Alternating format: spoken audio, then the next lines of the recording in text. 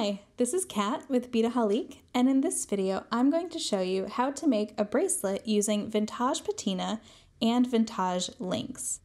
So I have here a few colors of patina, and I've pulled out the rose gold and the white gold. Now if you haven't worked with patina, I'm going to go over how to use it in this video, but for the project here I have 4 pieces of my filigree, and then I have 4 of these other sort of really cool kind of art deco links, and I'm just going to link them together, but before I do that I'm going to actually use the patina on them.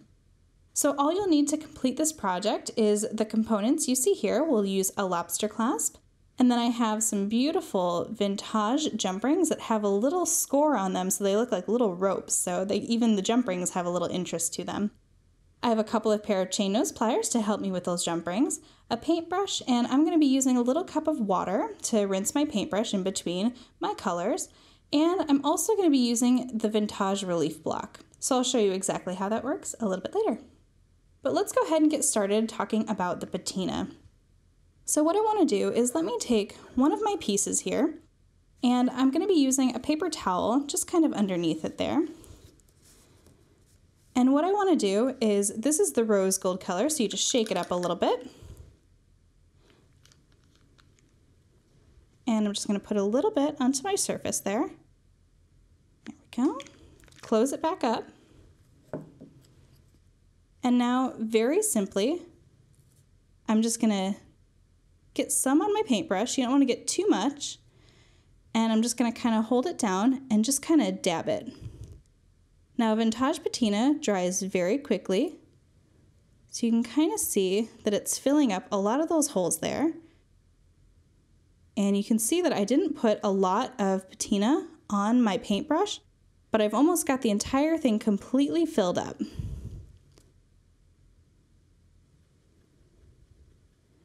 There we go. So you can see that I'm just kind of pressing it in there. And I'm actually going to cover some of my rings too, so you can just kind of see the full effect. Now this is a full coating of patina. Now you can do it a couple of different ways, and I'm going to show you an alternative version here.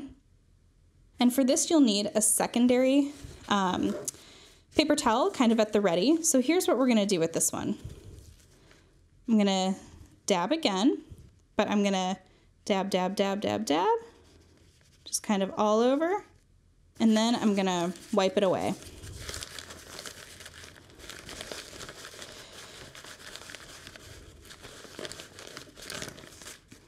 So I'm just going to kind of repeat. Dab, dab, dab, dab, dab, dab, dab. And wipe it away. Now, like I said, because the patina dries really fast, this is the version where you want to kind of work a little quicker. So you can see how different those pieces look. This one is sort of that full coating of patina, and this one just has a little bit sort of to give it actually a patina look where it looks like it's been aged just a little bit. So I'm going to actually focus on doing this technique. So what I want to do, so let's say you tried that and didn't like it, you can just take your patina and just add right on top of it. And just add more patina. So this is the great thing about the Vintage patinas, is you can actually just sort of continue to build the color to your desire. So let's say you weren't happy with just a little bit and you wanted to do a full coat. You can absolutely go back and add more. So I'm going to continue to do this for my other pieces that match this. I have 2 more of these sort of diamond art deco pieces. So I'm going to continue to do this, and then I will meet you back here in just a moment to show you how to do the other pieces with a different color. Okay, so I'm just finishing up the last little bit here of my last piece, and I'm just going to kind of scooch him off to the side. And like I said, it does dry very quickly, but you're going to want to allow it to dry fully before moving on. So I'm just rinsing my paintbrush now. There we go. And I'm just going to kind of make sure that I get all of that rose gold off of my paintbrush. All right. I'm just going to slide these out of the way just a little bit so they can kind of be drying while I'm showing you the next part.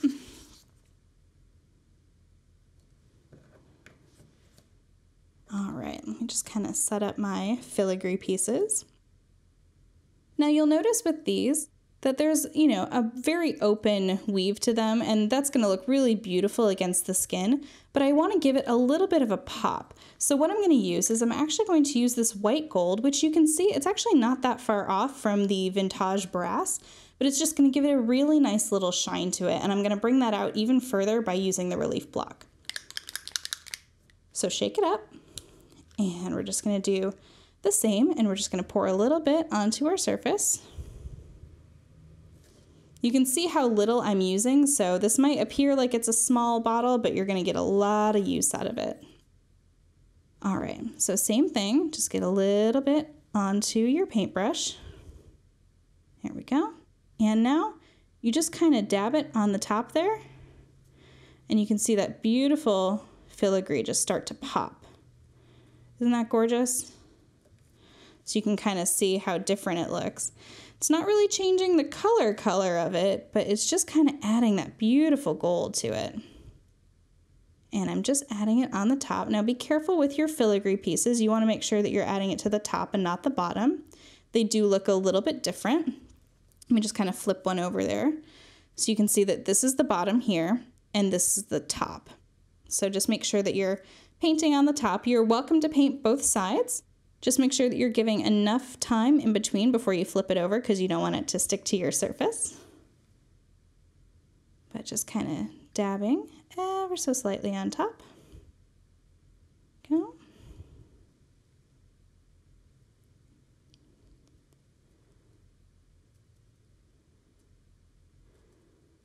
All right. There we go. And it looks like I missed a little dollop in the center of my other one there. There we go. All right, so I'm going to rinse my paintbrush really quick. I'll let that dry for just a second. Don't want to let it dry too long. And what I'm going to do is I'm going to take that first one I did and take my Vintage relief block, and I'm going to be using the dark gray side here on the side of it, and both are the same. And now I'm just going to brush over the top of it. And all that's going to do is reveal a little bit more of that filigree. So you can just see it kind of pop out just ever so slightly. You can see this with a lot of the other Vintage pieces, and it creates just such a beautiful look. So you just rub it across there, and you can see it's coming off a little bit in my fingers, but that's absolutely, absolutely fine. All right. So we have some really glowing pieces. So you can just see how they've transformed just with a little bit of patina on them. And it's so easy. And the great thing is that you're not going to be waiting forever for your paint to dry. All right. And now what I'm going to do is I'm going to bring back my pink pieces here, kind of rearrange my work surface for just a moment. All right. Now I'm going to take my pink ones, and I'm going to do the same, but I'm going to go really, really lightly on top there, just to get just a little bit of that out. I don't want to do too much, because I don't want to get rid of all that beautiful pink. So just ever so slightly, and I'm just taking it kind of just around the edges there, just to bring out some of that beautiful, beautiful style. All right, I'm going to continue this with my other pieces here, and then we are going to put it all together. All right, so now that I have all of my pieces ready to go, all I'm going to need to do is to bring over some jump rings here. And I have my clasp ready to go, and I'm just going to kind of arrange them and just do an every other type of technique here, just so we can have a little bit of just fun with it. All right, so now that I know the structure that I would like for my bracelet, I'm going to go ahead and start putting it all together.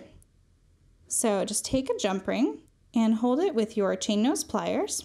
And I'm going to start first by looping on my lobster clasp and looping on one of my filigrees. And this is the pink one.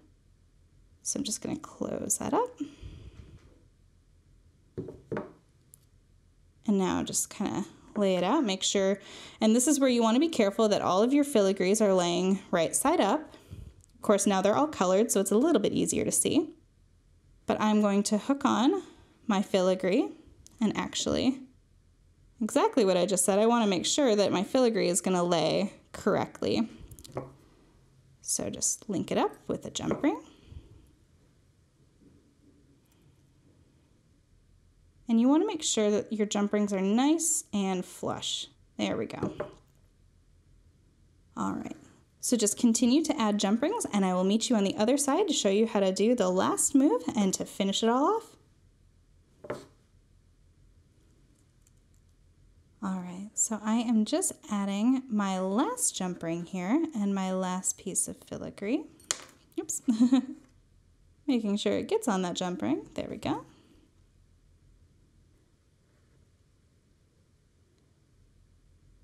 And now to the end of my piece here, what I'm going to do is I'm going to add one jump ring to the filigree.